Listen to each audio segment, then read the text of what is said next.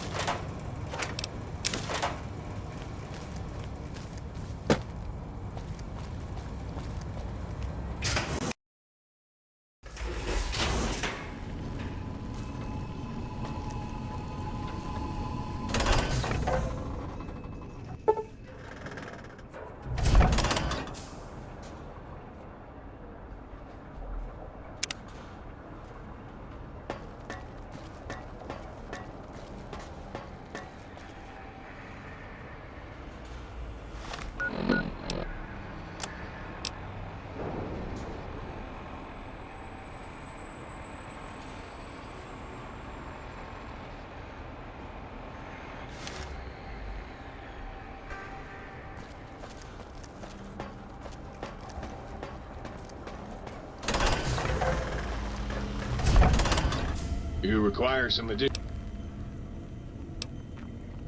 Rightly so, I should...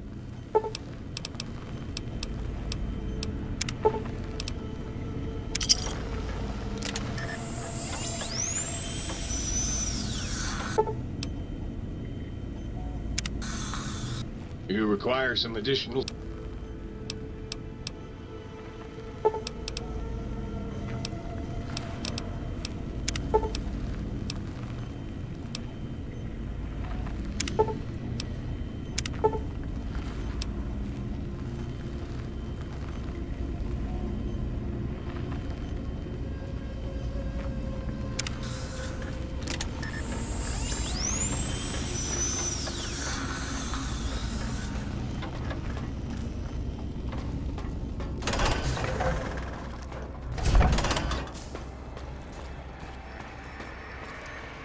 The lobotomite returns. Our lobotomite. Has Dr. Mobius been denominated into scrap metal and voice module parts, as we hoped?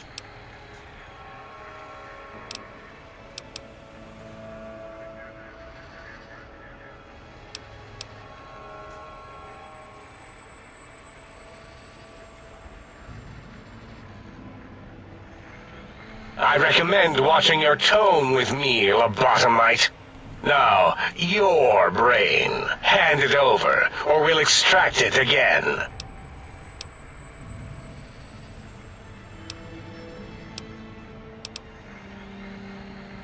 And what could we possibly have to speak about? You have the brain, we have the technology. All you must do is surrender. With it, we can finally leave this place. I cannot tell you how boring this place gets, chopping up the landscape and everything in it. And we have so many questions to ask your brain first. About this Mojave place. A fertile testing ground for our experiments.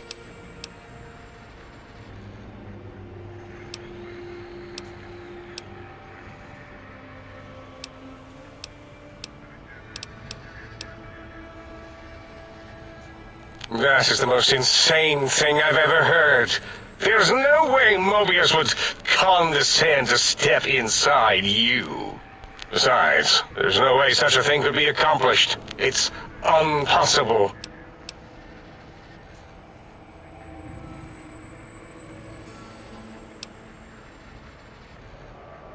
You speak the truth. And the decibel variation in your voice, it is Mobius. How dare you breach the think tank? And what do you want here?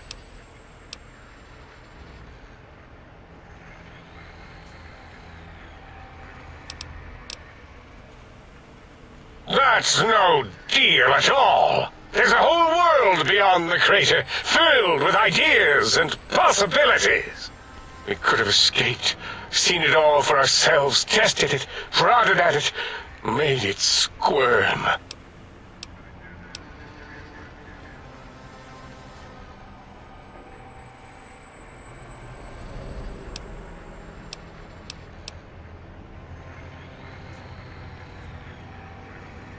For you? And for science? I have a strange sensation that I would like that. How odd. Very well, partner. The think tank is at your service, as long as you do not destroy us.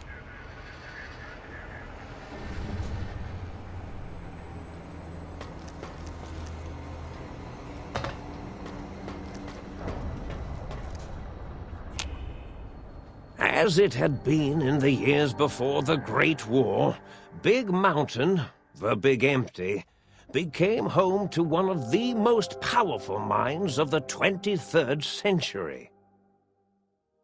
The courier who had been brought to the Big Empty became its new overlord, using its facilities ruthlessly and decisively when needed. Sometimes, science is more than a quest for discovery. It is a weapon to be used in the service of one with the strength to understand it. The Sync Central Intelligence Unit was impressed by the amount of exploration the courier had undertaken. facilities believed lost, destroyed, or ones that had simply gotten up and walked to new locations, had been rediscovered by its intrepid new master.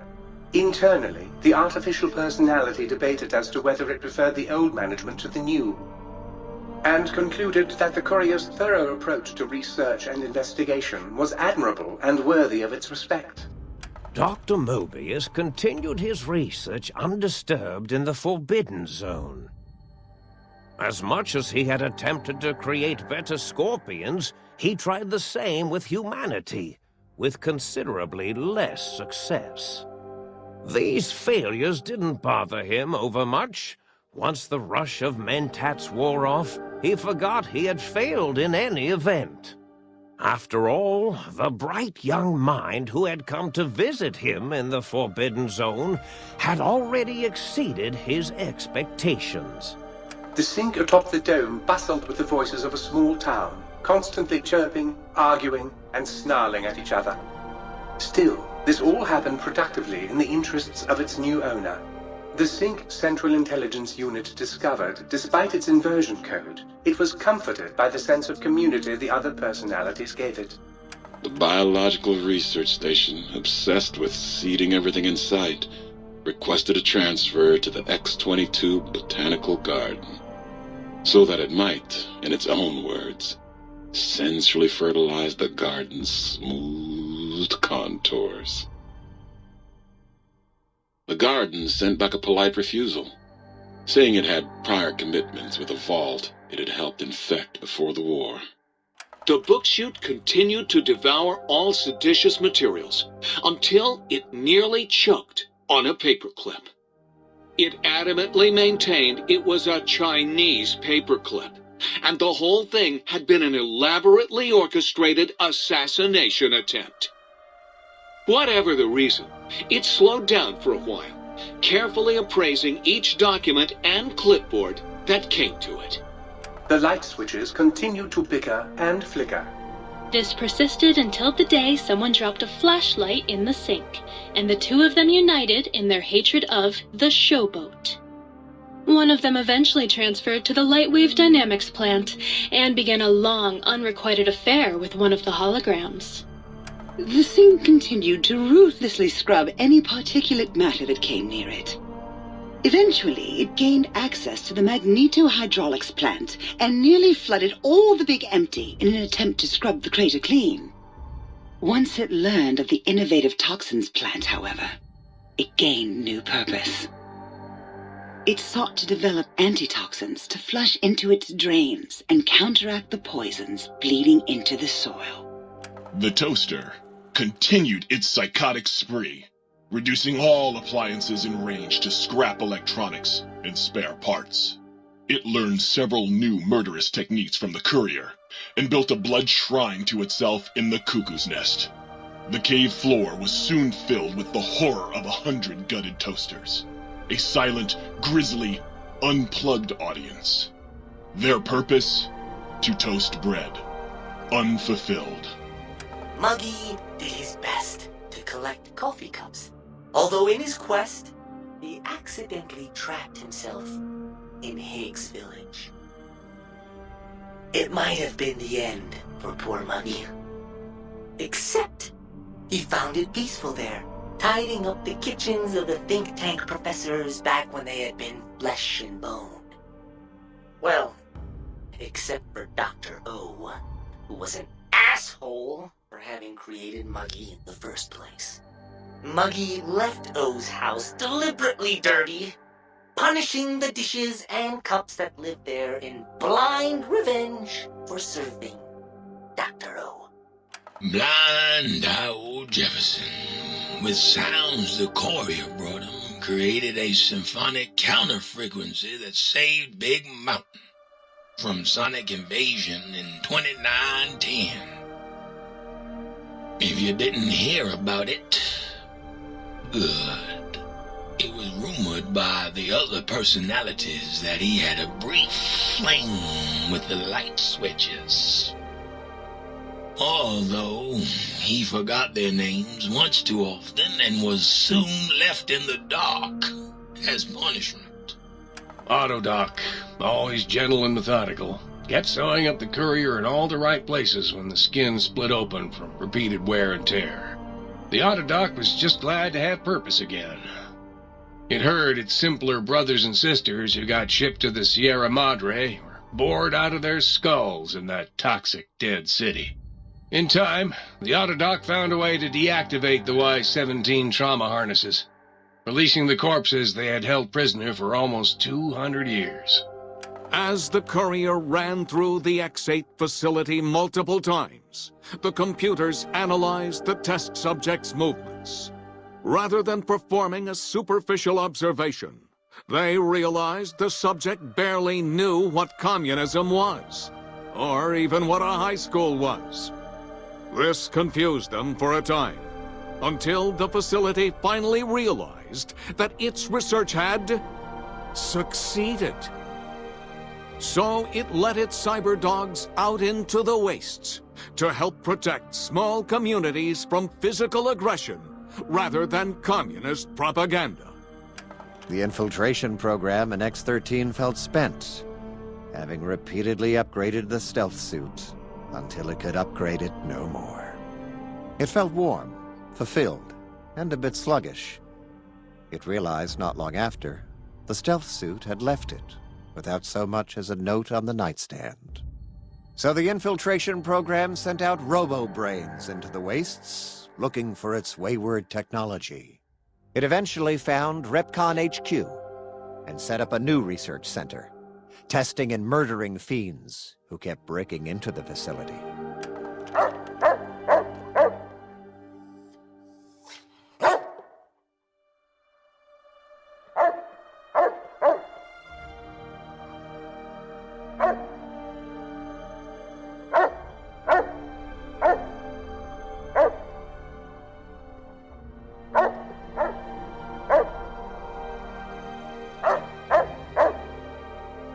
The courier, organs intact, continued onwards, a little less heavy of step, but with all the organs in the right places, as they should be.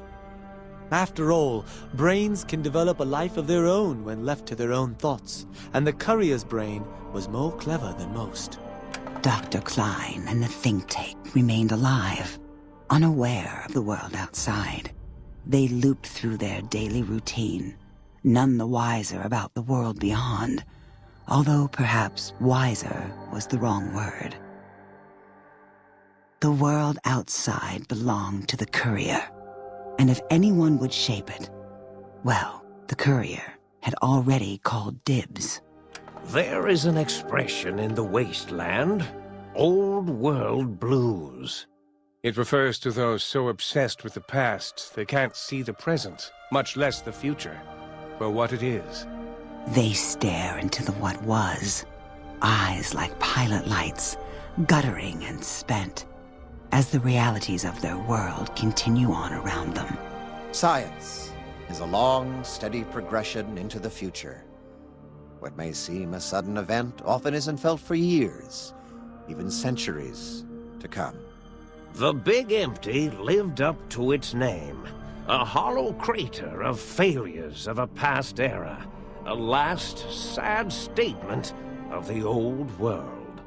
In the time following the Second Battle of Hoover Dam, Old World Blues became more than a catchphrase. It became a reality, a withering form of nostalgia for times long past. It can be easy to see science as evil, technology unchecked as the source of all ills, all misfortunes. With the courier at the helm, it was all this and more. Old world blues, new world misery. The two became one in the courier's shadow. We could say more, but the stories in the Big Empty speak for themselves. Now armed with the transportal Ponder, the courier could return to the dome at any time and crack open the secrets of the Big Empty one by one. The sink sat vigilant, waiting for its master to return, shoes covered in Mojave dust. Only one road yet remained, and it was one the courier had to walk alone.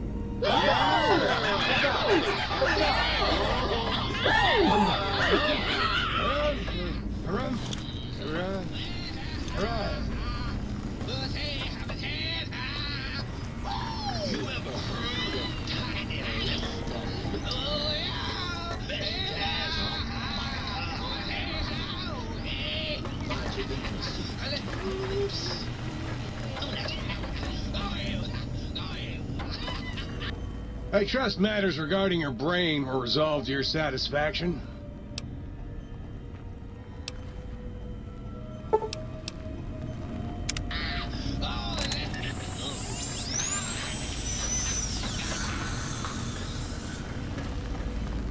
Might I be safe in the assumption that matters with the think tank have been satisfactorily concluded vis-à-vis your residence in this domicile? Very good. Greetings, citizen. Ready to receive seditious materials. Stay. With the brains dealt with, soon we can spread our rule across the Mojave. All will eat burned toast in despair. Yes! So you beat the big brains at their own game, huh? Guess you'll be putting your walking shoes on again, hitting that old lonesome road. Get You outbrained the big brains? That is so hot. Oh, her. Trust me, sweetie, you're better off not thinking about that frigid little ice queen.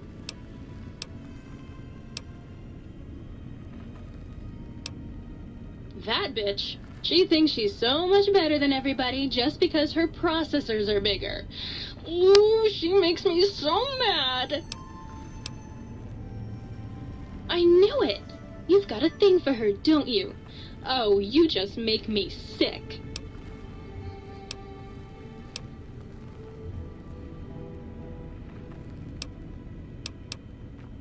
Okay, I believe you. This time. Bye now. I understand you're to be congratulated on the recovery of your missing organs. Bravo. Certainly.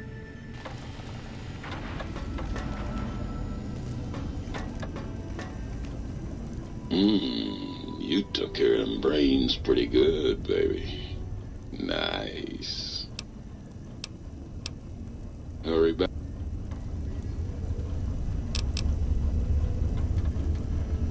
You're back, and the brains didn't lobotomize you. Well, not any worse, at least. Hooray! Come back.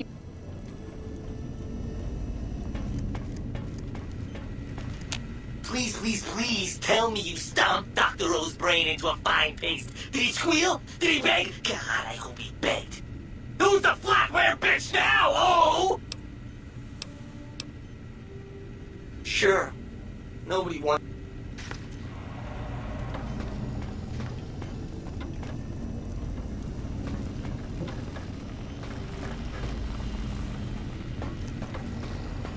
The toaster. Beware the toaster. If it could, it would burn the